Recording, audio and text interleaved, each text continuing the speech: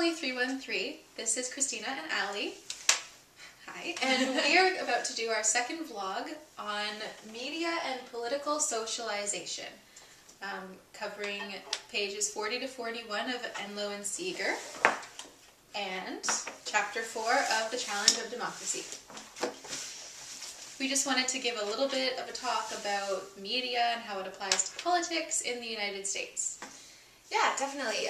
Things that we're going to touch on are corporate ownership, media sound bites and the CNN effect, and basically how the media affects our everyday life and how it, in turn, politically socializes us, whether we're aware of it or not.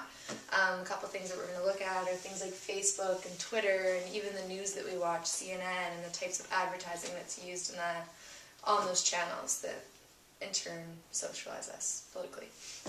And we're going to touch on a couple of current events, especially Newtown, the Newtown Massacre, and the Boston Marathon terrorist bombing, to illustrate our point. So, to start off, we're going to take a quick moment to decide whether America really truly does have a free and democratic media. A lot of journalists, like it's said in COD, a lot of journalists are more liberal thinking and democratic, but it's the people, the editors and the owners that are more Republican. And the problem that happens there is they choose what's going to be shown on which channels or which paper or which websites. And at that point it's kind of like, it depends on who's controlling it.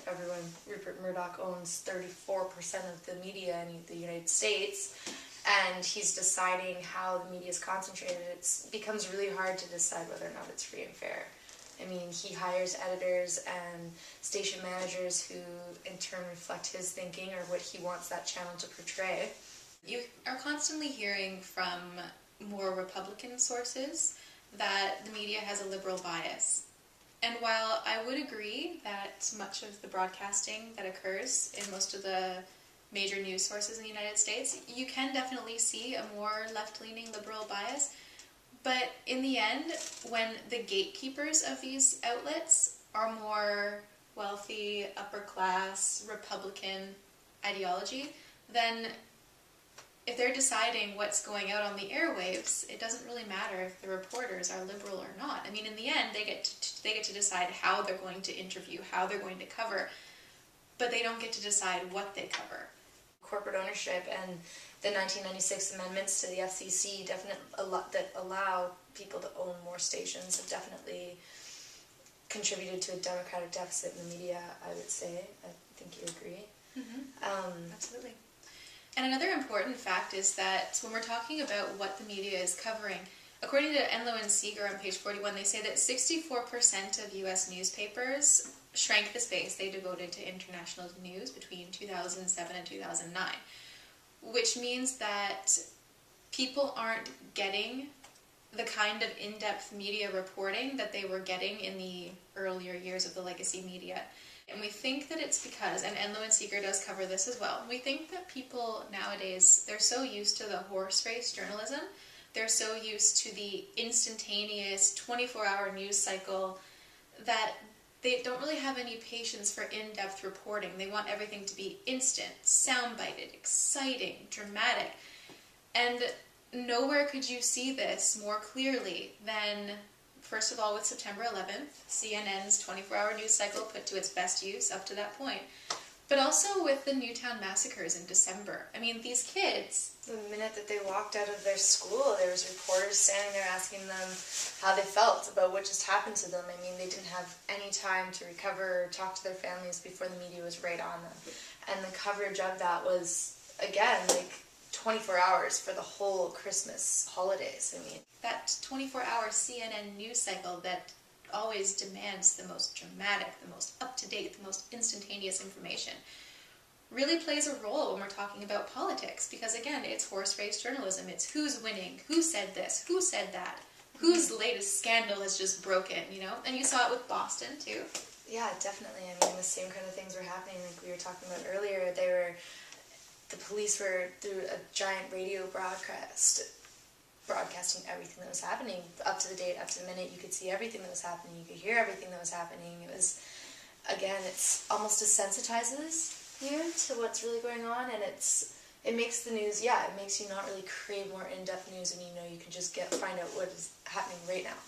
Mm-hmm. And I mean, I definitely think that Twitter and Facebook also contribute to that. I mean, if I want to find out what's happening in the news, I go on my Twitter and I find out, and like, that's how a lot of newspapers break their first stories, is over Twitter, and then they send a link to it or something like that, or over Facebook. And through those things, if you find something that you find interesting, you can share it or like it, and everybody that you know, all 700 to 900 people on your Facebook or your Twitter, immediately know that you read that, and then they read it, and it goes on and on and on. You do touch on a really great point, and that is that our political socialization is happening more and more through social media, thanks to the rise of the popularity of social media.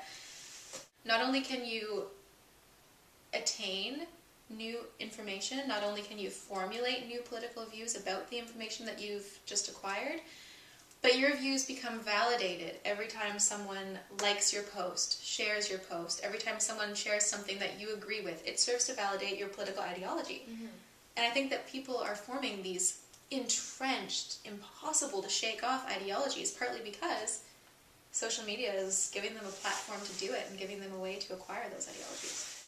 I think if there's a plus side and there's a negative side. I mean, you can learn a lot, but you do have to be wary about it because it's that quick soundbite media all the time. Do you pick and choose your media sources based on what you're most likely to agree with, or do you watch angry Glenn Beck on Fox News going, socialism, Obama's a terrorist, just to figure out what the other side is trying to say? Yeah, see, I'm pretty bad about it. Like, I really only read more liberal. And again, it's that validation of what you believe, right? That it's so true. I mean, you read liberal news sources because they agree with you, because you agree with them, because it makes you feel good inside to know that someone else is saying you're right. So I think that's it for this week. I think I agree. Yeah. We'll see you guys in class. See you next vlog.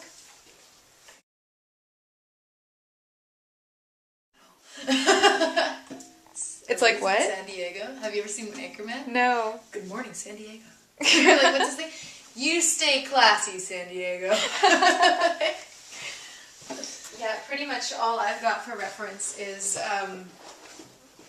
newsroom, so I'm a little bit more serious. It's very, today on the newsroom, we are going to talk about... I got Will Ferrell.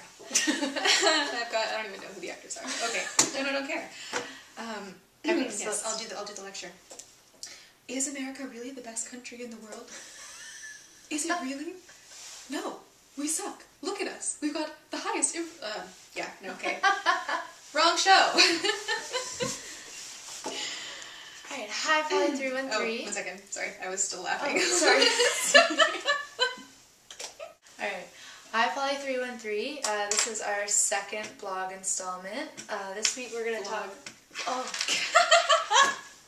It's not wanting to start this time. It's not in it for us. We're just going to do this all one take. Just cut it. Absolutely. Now we know how. All right.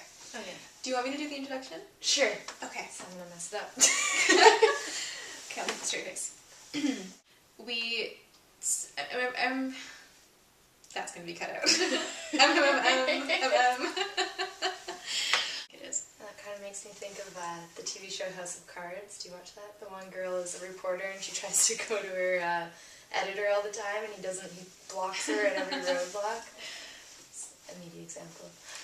But first of all, you have 700 to 900 Facebook friends? Like, seriously? How did you get that? Did you lobby Congress to send you more Facebook friends? I think I have like 600. Oh my goodness.